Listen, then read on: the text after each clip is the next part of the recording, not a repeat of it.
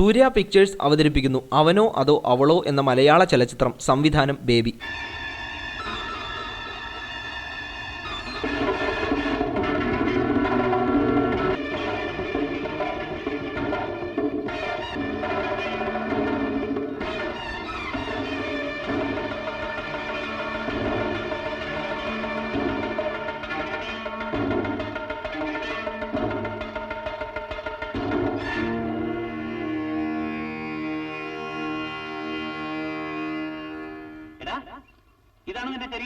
അല്ല, ഇതല്ല.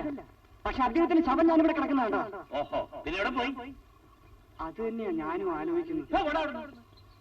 വെളുക്കുന്നതിന് മുമ്പ് വെട്ടിനും പേടിച്ചോണ്ടൊന്നും വേണ്ട എന്ന് പറയും. ചത്ത പന്നിയെ കണ്ടിട്ട് ഏമാനാണ് പോലും. ഏമാനെ, ഞാൻ ലേശം കുടിച്ചിരുന്നു, അത് ശരിയാ. പക്ഷെ എനിക്കൊരു കുഴപ്പമില്ല. എന്റെ മക്കൾ തന്നെയാണ്. എന്തൊരു ഈ ഓടാനും സത്യമായിട്ടും ശവം കിടക്കുന്ന ഞാൻ കണ്ടോ? നടന്നെന്താന്ന് പറയണോ? ഞാൻ വിറങ്ങി വെട്ടിക്കൊണ്ടിരിക്കുകയായിരുന്നു. പെട്ടെന്ന് 2 വെടി പൊട്ടുന്ന ശബ്ദം കേട്ടു. ഞാൻ വിചാരിച്ചു ആരെങ്കിലും പക്ഷിയെ വെടിവെച്ചാണ്. ഞാൻ ശബ്ദം കേട്ട ഭാഗത്തേക്ക് പോയി. അപ്പോ കുറ്റിക്കാട്ടിൽ ആരോ അനങ്ങുന്ന ശബ്ദം കേട്ടു. എന്നിട്ട് പറയണോ? അത് ഇവിടെ തന്നെ ആയിരുന്നു. അതെ സാർ, ഞാൻ ഈ കുടിയൻ പറയുന്ന വിശ്വസിക്കില്ല. വേണ്ട, നീ വിശ്വസിക്കൊന്നും വേണ്ട. അവന്റെ ഒരു വിശ്വാസം. ശാരദ എസ്റ്റേറ്റിലെ കൊച്ചേമാൻ ശശിയുടെ തിരോധാനത്തെക്കുറിച്ച് അന്വേഷിക്കാൻ പ്രകാശൻ എത്തുന്നതോടെ കഥ ആരംഭിക്കുന്നു. ഈ ശാരദ എസ്റ്റേറ്റിലേക്കുള്ള വഴി ഏതാണ്? ഇതിലെ നേരെ അങ്ങോട്ട് പോയാൽ കാണാം.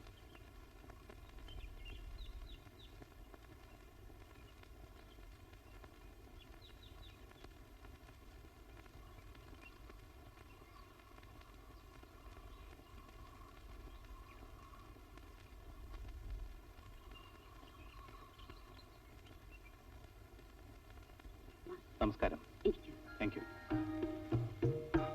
മനസ്സിലായില്ലല്ലോ. My name is Prakash. ശശിയുടെ വളരെ അടുത്തൊരു സുഹൃത്താണ്. സ്ഥലം കോഴിക്കോട്. അവിടെ ഒരു ചെറിയ ബിസിനസ് എല്ലാം ഉണ്ട്. പിന്നെ വല്ലപ്പോഴും സമയം കിട്ടുമ്പോൾ കഥകളും ഒക്കെ എഴുതും. കുറച്ച് ദിവസത്തെ അവധി കിട്ടിയതുകൊണ്ട് ഇങ്ങോട്ട് വന്നതാണ്. താങ്കൾ വരുന്ന വിവരം അവൻ അറിയാമോ? അറിയാം, ഞാൻ എഴുതിയിരുന്നല്ലോ. എന്നാണ് എഴുതിയിരുന്നത്?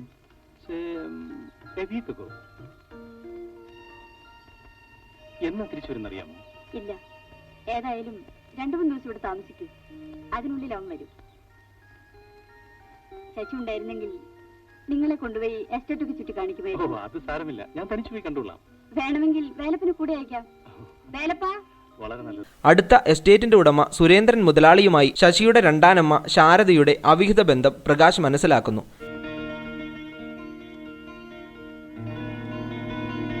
അയാളുടെ എത്ര ദിവസം കാണും? ഒരു പിടിയുമില്ല. നീ ഒരു കാര്യം ചെയ്യും, അയാളോട് ആ ഗസ്റ്റ് ഹൗസിലോട്ട് മാറി താമസിക്കാൻ പറ. അത് ഞാൻ എങ്ങനെ പറയുക? നീ ഞാൻ പറയുന്ന പോലെ അയാളോടൊന്ന് പറഞ്ഞു നോക്ക്. അതായത് ഞാൻ ചെറുപ്പത്തിലെ വിധവയായവളാണെന്നും ഇവിടെ ഒറ്റയ്ക്ക് താമസിക്കുകയാണെന്നും അപ്പോൾ രാത്രി കാലങ്ങളിൽ മറ്റൊരു ചെറുപ്പക്കാരൻ കൂടെ താമസിക്കുന്നത് ആളുകൾ അറിഞ്ഞാൽ ആളുകളൊക്കെ പറയലേ എന്നൊക്കെ പറഞ്ഞു. എന്നിട്ടും അവൻ പോകുന്നില്ല എങ്കിൽ ശരി, ഞാൻ പറഞ്ഞു നോക്കാം. വാണി പെണ്ണെ, ഇങ്ങോട്ട് അടുത്ത് കിടക്കാൻ. ഇവിടെ അവിടെ നാണം കണ്ടു.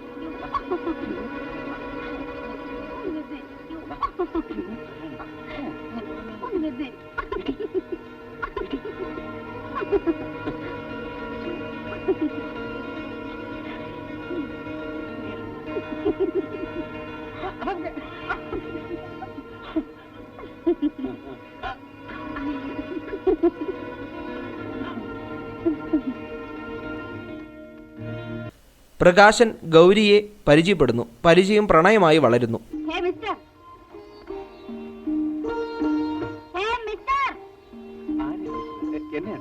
അതെ, ഞാൻ കഴുതെന്ന് വിളിച്ചത് നിങ്ങളെയല്ല, ഇവനെയാണ്. ഞാൻ ഇവനോട് ചോദിക്കാൻ പറഞ്ഞത് വേറൊന്നുമല്ല. എന്റെ അനുവാദമില്ലാതെ എന്തിനും ഫോട്ടോ എടുത്തു എന്നാണ്. ഞാൻ ആ സ്ഥലത്തിന്റെ ഫോട്ടോ എടുത്തപ്പോൾ നിങ്ങൾ അവിടെ ഉണ്ടായിരുന്നു. ഞാൻ എന്ത് ചെയ്യാന്? നിങ്ങൾ ഫോട്ടോ എടുത്തത് ഞാനിരുന്ന സ്ഥലമല്ല, എന്നെയാണ്. നിങ്ങൾ നല്ല രസമായി സംസാരിക്കുന്നല്ലോ. സംഭാഷണം മാറ്റാൻ ശ്രമിക്കണ്ട. പിന്നെ ഞാൻ എന്ത് ചെയ്യണമെന്നാ പറയുന്നത്? അതിലുള്ള എന്റെ ഫോട്ടോ എടുത്ത് കളയണം.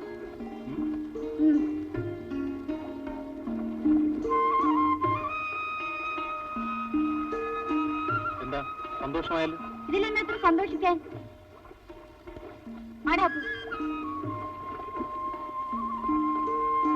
അയ്യോ, ഇതിൽ എന്റെ ഫോട്ടോ കാണുന്നില്ലല്ലോ. നിന്റെ ഫോട്ടോ ഞാൻ വെച്ചിട്ടുണ്ട്. നിന്റെ ചേച്ചിയുടെ ഫോട്ടോ അല്ലേ കളഞ്ഞത്? നിങ്ങൾ നല്ല രസമായി സംസാരിക്കുന്നല്ലോ. സംഭാഷണം മാറ്റാൻ ശ്രമിക്കണ്ട. പിന്നെ ഞാൻ എന്ത് ചെയ്യണമെന്നാ പറയുന്നത്? അതിലുള്ള എന്റെ ഫോട്ടോ എടുത്ത് കളയണം. എന്താ സന്തോഷമായാലും? ഇതിലെന്നത്ര സന്തോഷിക്കാൻ?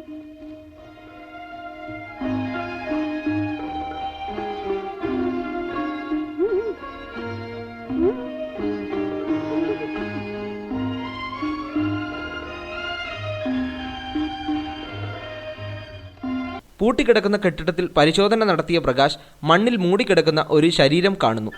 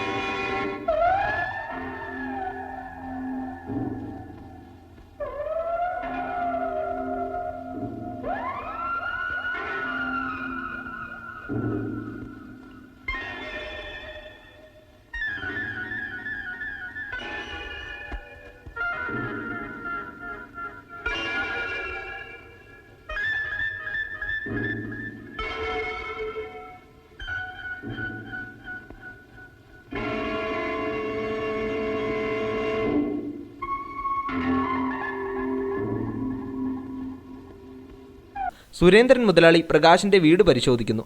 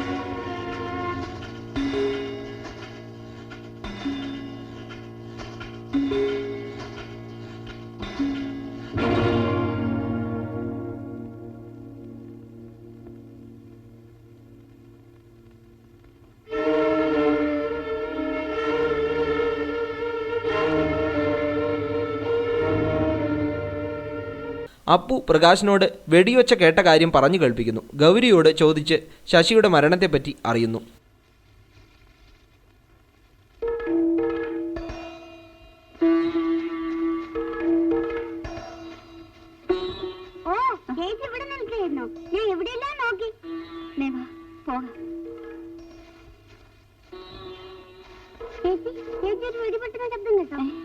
ഞാൻ കേട്ടില്ല. അത് വേറെ വല്ല ശബ്ദമായിരിക്കും. അല്ലേ ചേച്ചി, അത് വെടിയുടെ ശബ്ദം തന്നെയാ. എന്താ ചേച്ചി? ചേച്ചി എന്ത് പറ്റി? ഒന്നുമില്ല. അപ്പൊ നീ വൈകുന്നേരം വീട്ടിൽ വരണേ. നിനക്ക് നിറയെ ചോക്ലേറ്റ് വാങ്ങിത്തരാം. ആ വരാം. പിന്നെ പിന്നെ ആരോടും വെടിയുടെ ശബ്ദം കേട്ടതായി പറയരുത്. ആ, അപ്പോ ചേച്ചി വെടിപൊട്ടുന്ന ശബ്ദം കേട്ടു അല്ലേ? കേട്ടു. നീ ആരോടും പറയല്ലേ? സത്യം ചെയ്യൂ. ദൈവത്താനെ, ഞാൻ വെടിയുടെ ശബ്ദം കേട്ടതായി ആരോടും പറയില്ല. അതുകൊണ്ടാണ് ഞാനിത് ആരോടും പറയില്ലെന്ന് പറഞ്ഞത്. ആ, ഞാനും ഇതാരോടും പറയില്ല. പിന്നെ ഗൗരി ചേച്ചിയോട് മാമനൊന്നും ചോദിച്ചാൽ പറയണ്ട കേട്ടോ. വൈകുന്നേരം ഗൗരി ചേച്ചിയെ മാമനൊന്ന് കാണണമെന്ന് വേണം. വെക്കോ. ശശിയുടെ കൊലപാതകി നാരായണൻ എസ്റ്റേറ്റിൽ വെച്ച് ഗൗരിയെ കാണിച്ചു കൊടുക്കുന്നു.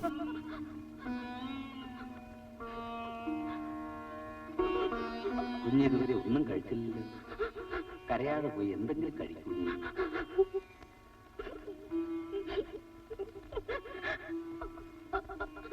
കുഞ്ഞൊന്നുകൊണ്ട് വിഷമിക്കണ്ട.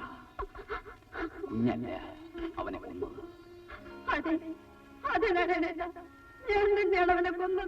അല്ല അല്ല, ഞാൻ ഒരിക്കലും സമ്മതിക്കില്ല. കുഞ്ഞല്ല ചെയ്തത്. കുഞ്ഞെന്ന് സമാധാനമായി കിടന്നു പറഞ്ഞു. നാളെ ഞാൻ എല്ലാം മനസ്സിലാക്കി തരാം.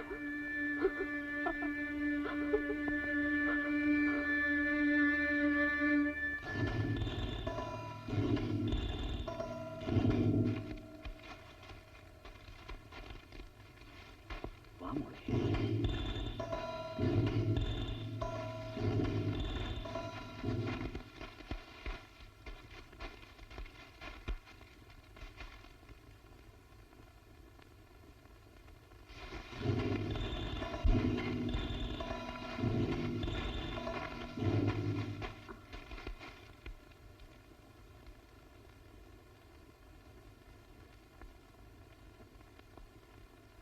എന്താ?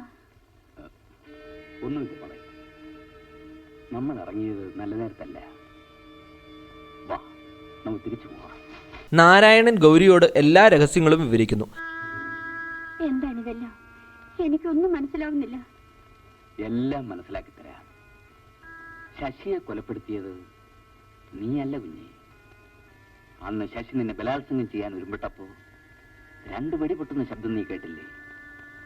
അതിലൊന്ന് ഇദ്ദേഹത്തിൻ്റെത്. നിന്റെ സംരക്ഷയ്ക്ക് അദ്ദേഹം ഒരു നിഴൽ പോലെ നിന്നോടൊപ്പം ഉണ്ടായിരുന്നു. അന്ന് ശശി നിന്നെ ബലാത്സംഗം ചെയ്യാൻ ശ്രമിച്ചപ്പോ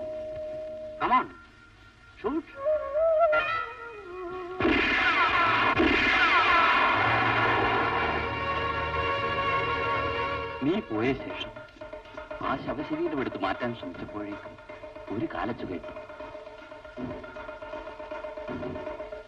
ശശിയുടെ ശവശരീരം ഒരു ബെഡ്ഷീറ്റിൽ പൊതിഞ്ഞ് അവിടെ നിന്ന് മാറ്റി. ആ സ്ഥലത്ത് ഒരു കാട്ടുപന്നിയെ വെടിവെച്ച് കൊണ്ടുവന്നിട്ടു.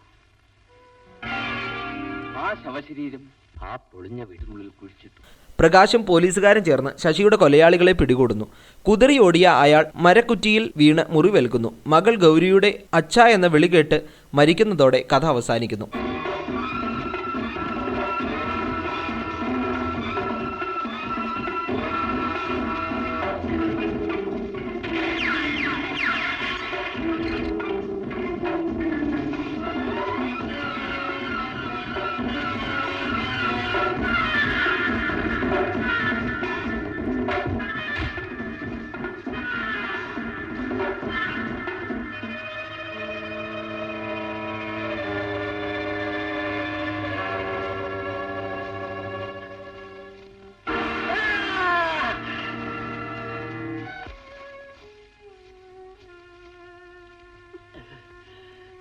ഗൗരി, നിന്റെ അമ്മയെ എനിക്ക് രക്ഷിക്കാൻ സാധിച്ചില്ലെങ്കിലും നിന്നെ ഞാൻ മോളെ, എനിക്ക് എന്റെ ജീവിതത്തിൽ ഒരേ ഒരാഗ്രഹമേ ഉള്ളൂ.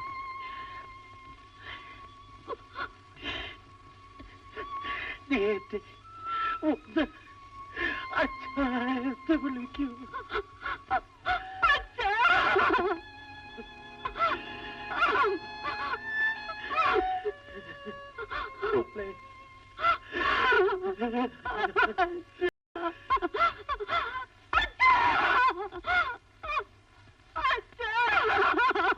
മക്കളെ രക്ഷിക്കാൻ ഏതറ്റം വരെയും മാതാപിതാക്കൾ പോകും എന്ന് പറഞ്ഞു തരുന്ന കഥ മനോഹരമായി അവതരിപ്പിച്ച സംവിധായകന് അഭിനന്ദനങ്ങൾ.